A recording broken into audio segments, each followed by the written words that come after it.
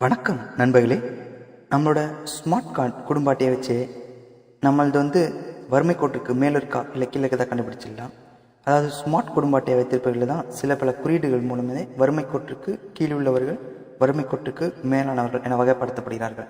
இதை பேஸ் பண்ணி தான் கவர்மெண்ட் சில சலுகைலாம் கொடுக்குது. பார்த்தீங்களா, அதெல்லாம் கொடுக்குறாங்க.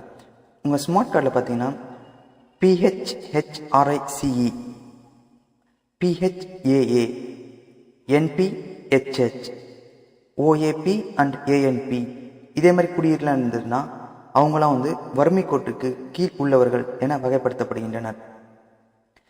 அதே மாதிரி இப்போ வறுமை கோட்டுக்கு மேல் உள்ளவர்கள் யாருன்னு பார்த்தீங்கன்னா சர்க்கரை மட்டும் வாங்கும் பயனாளிகளான NPHH-S குறியீடுகளும் எந்த பொருளும் வேண்டாம் என்ற NPHH-NC என்ற குறியீடு உள்ள அட்டைக்காரர்கள்லாம் வறுமை கோட்டிற்கு மேலானவர்கள் என வகைப்படுத்தப்படுகிறார்கள். இந்த தகவல் பயனுள்ளதாக இருந்தால் உங்கள் நண்பருக்கும் ஷேர் பண்ணுங்கள். நன்றி, வணக்கம்.